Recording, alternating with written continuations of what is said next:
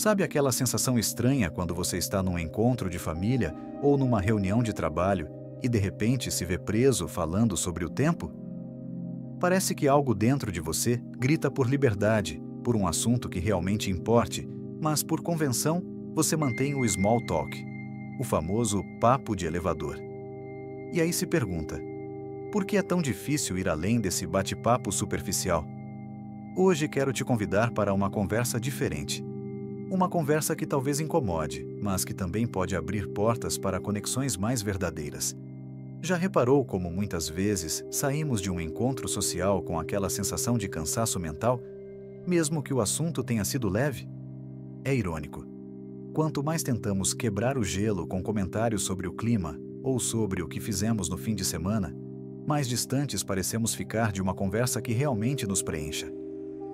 Tenho um amigo que sempre se sentia ansioso em festas.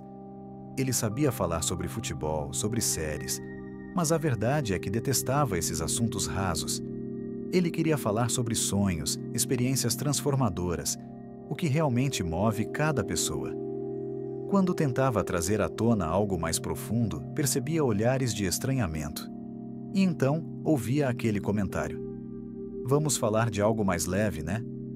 Foi aí que ele começou a se questionar. Será que essas conversas rasas são mesmo inevitáveis? A questão é que muitos de nós vivemos numa rotina de troca de amenidades, com poucos espaços para nos abrirmos de verdade. E isso acaba nos afastando não só dos outros, mas de nós mesmos. É como se vivêssemos num grande palco, encenando papéis sociais, em vez de nos revelarmos como realmente somos. Para entender melhor essa dinâmica, é útil pensar em como a nossa mente reage a trocas superficiais. Estudos de psicologia apontam que o famoso small talk não só cansa, como pode gerar ansiedade. É como se o cérebro ficasse tentando encontrar algo de valor naquele papo, mas não achasse. Por outro lado, conversas profundas, onde exploramos sentimentos, ideias e até divergências, costumam ativar regiões ligadas ao prazer e à criatividade. É aqui que entra a figura de Friedrich Nietzsche. Ele enxergava nessa necessidade de ser educado e não entrar em assuntos polêmicos um grande desperdício de vida. Para Nietzsche, esse comportamento impedia a troca autêntica, aquela que realmente eleva a alma e faz cada encontro valer a pena. Nietzsche foi um grande crítico das convenções sociais que, na visão dele, roubam o nosso tempo de vida através de trocas vazias. Ele teria chegado a sair de um jantar ao perceber que a conversa girava apenas em torno do clima. Não se tratava de mera grosseria, mas da frustração genuína que ele sentia ao ver pessoas limitando-se ao óbvio, quando poderiam estar trocando ideias mais ricas. Nietzsche deixou várias reflexões sobre o tema, e uma delas, traduzida livremente do original, diz: "Estou farto dessas trocas vazias, onde as bocas se mexem, mas as almas continuam em silêncio." Nesse pequeno desabafo, ele mostra o incômodo que sentia. Por que tanta energia é gasta em palavras que não tocam o essencial? Ele vai além e afirma: "Inventamos centenas de maneiras de não dizer absolutamente nada." Essa frase tão curta escancara nossa tendência a falar muito, sem de fato revelar o que pensamos ou sentimos. Agora, antes de pensarmos que isso é exagero, pare e reflita. Quantas vezes você mesmo já participou de conversas onde ninguém realmente disse nada de relevante? Quantas vezes você saiu de uma reunião ou de um almoço de domingo sentindo que tudo foi mais do mesmo? Estudos modernos em psicologia, por exemplo, de centros de pesquisa comportamental na Europa e nos Estados Unidos, mostram que conversas superficiais tendem a gerar cansaço mental e até certa ansiedade. O nosso cérebro busca algo significativo na fala do outro e não encontra. É como se, em vez de nutrir a nossa mente, estivéssemos a entupindo com calorias vazias de informação. Já as conversas profundas ativam áreas ligadas à recompensa, ao prazer. É como se estivéssemos diante de um bom prato de comida após um dia de jejum. Finalmente algo que alimenta de verdade. E, curiosamente, essa ativação cerebral acontece independente do quão pesado ou polêmico seja o assunto, contanto que ele seja genuíno e envolva algum nível de abertura pessoal. Nietzsche falava exatamente disso quando escreveu: "As pessoas preferem falar para sempre sobre nada do que arriscar um momento de revelação genuína." Ou seja, o medo de se expor, de incomodar ou de fugir do script social impede que mergulhemos em trocas muito mais ricas. De acordo com outra citação de Nietzsche, não tenho tempo para as mentiras cuidadosamente construídas que passam como gentilezas sociais. Quando alguém me pergunta como estou, é melhor estar preparado para a verdade. É forte, mas reflete uma sinceridade corajosa. Ele identificava nos salões do século XIX, supostamente dedicados a promover debates intelectuais, um espaço onde, na prática, as pessoas só se mantinham em terrenos seguros. Evitavam a todo custo confrontar ideias mais profundas ou compartilhar sentimentos genuínos. Traga isso para a nossa realidade atual. Redes sociais cheias de gente postando o quanto o dia está lindo, a última viagem paradisíaca, as vitórias no trabalho. Mas quantas vezes vemos discussões honestas sobre inseguranças, fracassos, medos ou esperanças mais íntimas? Quando tudo vira aparência, vamos nos sentindo cada vez mais desconectados e solitários. E isso explica por que tantos de nós nos sentimos num grande vazio, mesmo cercados de pessoas e conexões virtuais. Nem sempre foi assim. Na Grécia Antiga, os simpósios eram reuniões onde se bebia e falava sobre filosofia, sobre virtudes, justiça, amor. Na Idade Média, os monges do deserto, também chamados de Desert Fathers, costumavam dizer: melhor o silêncio do que palavras que não transformam a alma. Ou seja, se não formos falar algo que acrescente, que gere reflexão ou transformação, talvez o silêncio seja preferível. É claro que não estamos falando de viver sem trocar uma palavra banal, mas sim de resgatar a ideia de que a fala pode e deve ser algo bem mais profundo. Interessante notar que até algumas culturas modernas mantêm resquícios dessa aversão ao papo vazio. Há um provérbio finlandês que diz: aqueles que sabem não falam, aqueles que falam não sabem. Não se trata de desencorajar a conversa, mas de lembrar que muitas vezes falamos demais quando não temos muito o que dizer. Um dos conceitos que vem ganhando força em estudos de comunicação é o chamado depth scaffolding. A ideia é simples: começar com uma observação ou pergunta leve, e então conduzir gradualmente para temas mais profundos. É uma espécie de rampa. Você não precisa já entrar pedindo a opinião da pessoa sobre a condição humana no universo, mas pode começar observando algo curioso do dia a dia e emendar em uma pergunta que faça a outra pessoa refletir. Por exemplo, em vez de "Como foi seu fim de semana?", você pode dizer algo do tipo: "Notei que nessa semana parece que todo mundo está falando de mudança ou de recomeço. Você sente isso também?" É uma pergunta que abre espaço para respostas mais além de "Foi tudo bem e o seu?" Nietzsche tinha outro termo que soa provocativo: perguntas perigosas. Ele dizia, traduzindo livremente: cada vez que você fala sem dizer o que realmente pensa, você perde uma parte de si mesmo. Para ele, a conversa genuína é aquela em que arriscamos nos revelar, mesmo correndo o risco de causar estranheza ou algum desconforto inicial. Perguntar a alguém qual foi o maior erro que você cometeu na vida e o que aprendeu com ele é bem mais profundo do que "tudo bem?"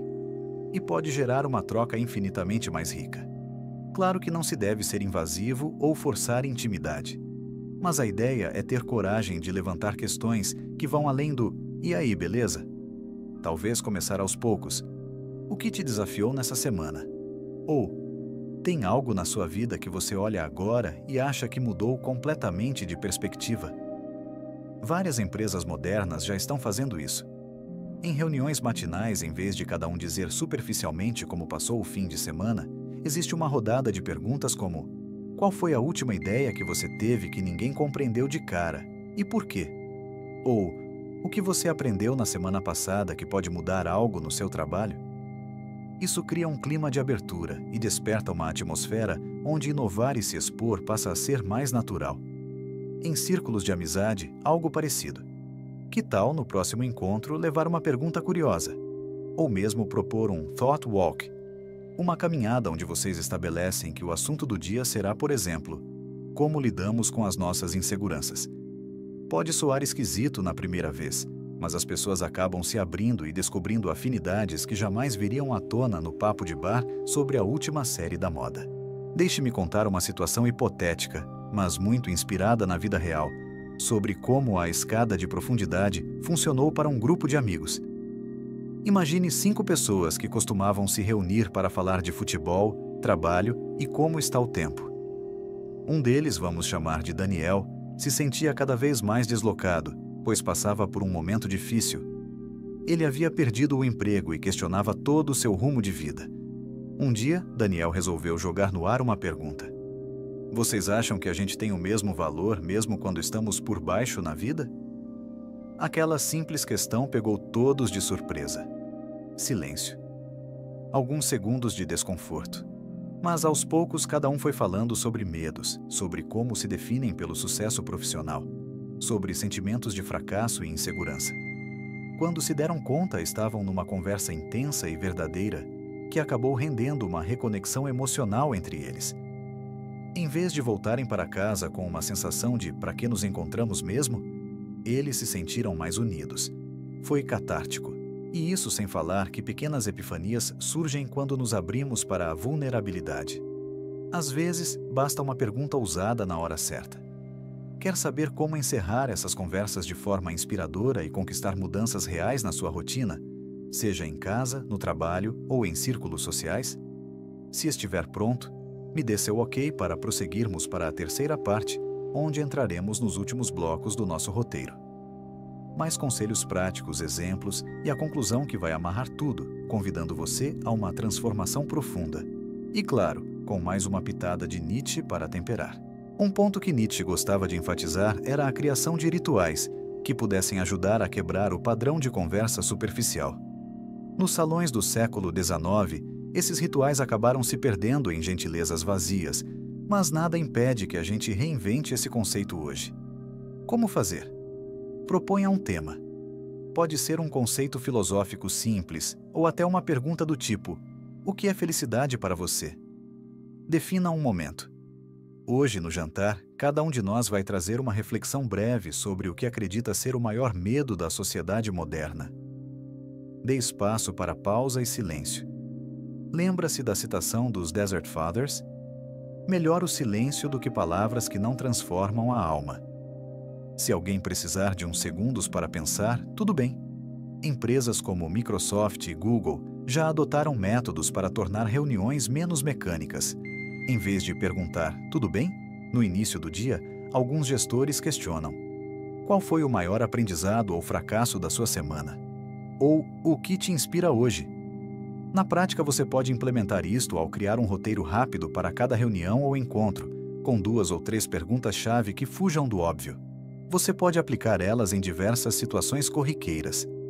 Durante um almoço de domingo, por exemplo, em vez de cair nos clichês de como está a comida ou você viu aquela novela, tente perguntas que despertem memórias ou sonhos. Qual foi o momento mais marcante da sua semana? Ou, se pudesse recomeçar a vida em outra cidade, qual seria e por quê? O mesmo pode ser aplicado com amigos e nos relacionamentos. O importante é evitar cair na rotina do "como foi seu dia?", seguido de respostas genéricas. Perguntas mais abertas mostram real interesse e dão espaço para a honestidade. É claro que nem todo mundo vai embarcar de primeira. Algumas pessoas podem achar esquisito ou forçado. Aí entra o que Nietzsche chama de perguntas perigosas. Ele mesmo dizia: melhor arriscar ofensa do que viver para sempre atrás de uma máscara de cortesia. Às vezes, precisamos ter coragem de quebrar o gelo social.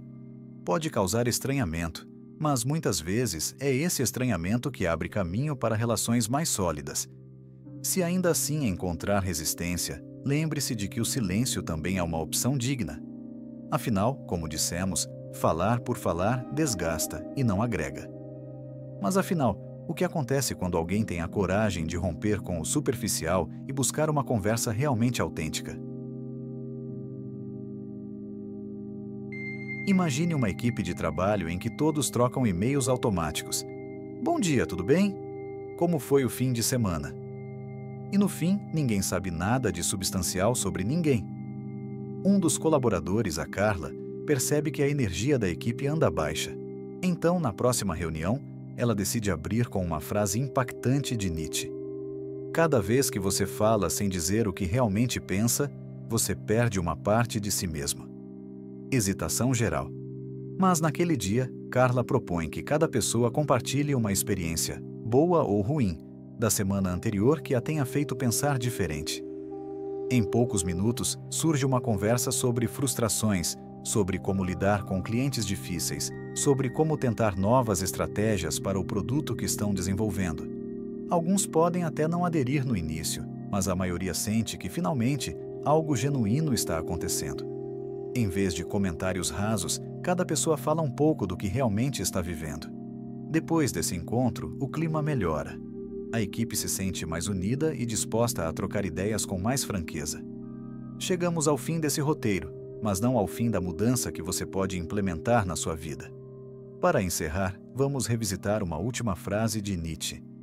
Quanto mais alto voamos, menores parecemos àqueles que não podem voar. Quando você decide se abrir para conversas mais profundas, algumas pessoas podem achar estranho ou exagerado. Afinal, fugir das amenidades muitas vezes é visto como ser profundo demais, polêmico ou até complicado. Mas a verdade é que essa postura pode trazer à sua vida relações muito mais autênticas e enriquecedoras. E não é só Nietzsche que endossa isso. As pesquisas mais recentes em psicologia social indicam que trocas significativas aumentam nosso nível de satisfação com a vida, reduzem o estresse e até potencializam a criatividade.